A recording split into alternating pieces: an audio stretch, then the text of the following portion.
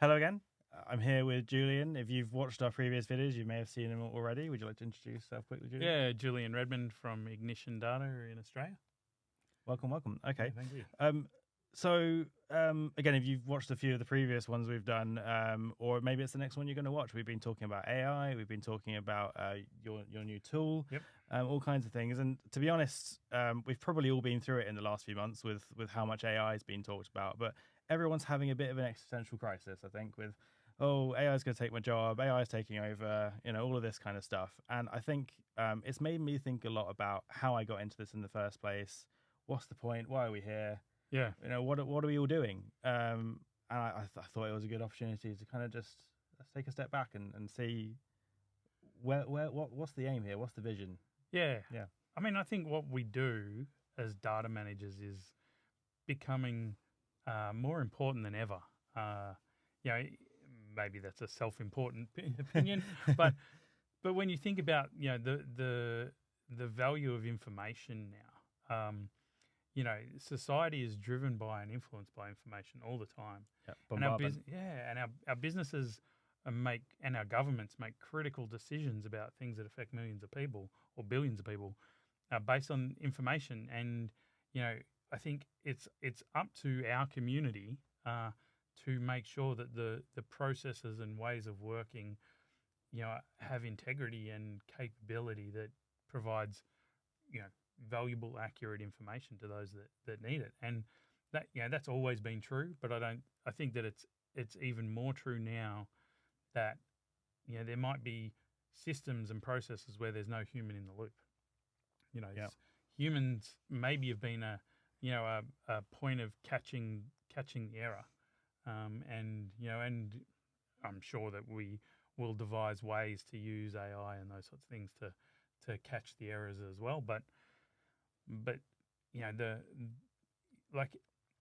a thing I said to our team a little while ago was, there's no other group that's had the experience that data management people have had of trying to get to the facts and manage the information and manage truth.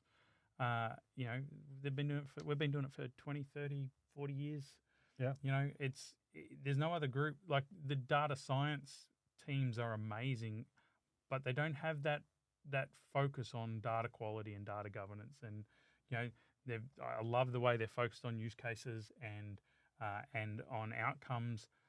But I think there is a place for those in the traditional data management space to bring that. So I really believe that what we do is super important. I think it's quite glamorous when you put it like that. It's guardians of the truth. Yeah. Well. Yeah. Yeah. I mean, it's just no other group's been thinking about governance and quality and and authentication and reconciliation and all these other all these other topics.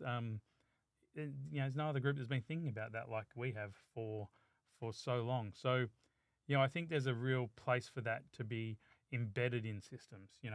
Yep. We will end up probably doing a lot more with the same amount of people, or the same group of people. Like, I see our industry growing, but the need for us growing far more. And so we're going to have to do a lot more with the scarce resources of people and tools that we have now. And sure, there's big platforms. There's big software platforms, and there's automation tools and all those other sorts of things. But the need for it, I think, is outstripping the capability at the moment. Yeah. There's no point in having a tool if you don't know how to use it, or if your company's not ready for it, or you don't have the data to give it, all that kind of stuff. Yeah. I think that's right. I think that the need for those who have the experience to mentor and guide those that are trying to develop it's super important. And so organisations like yours and like what Ignition does in Australia is, we do a lot of mentoring and coaching type work where we're helping to grow the capability of a team, whether that's knowledge of how to use a piece of software or the data vault methodology or an approach to a modern data platform or how to approach testing. There's some big organizations who have lots of bodies, And then there are some specialist organisations who have lots of knowledge, and I think we need to work out how to blend those two together. Absolutely, and I think there's lots of larger organizations, larger consultancies specifically, that they kind of safeguard the knowledge, they keep it to themselves, they go in, they do the job, they go out. Yeah. And I think, and I didn't get into this job to do that. I get into this job to help facilitate better. And Yeah. so like you say, we do a lot of training. We do that kind of upskilling as well.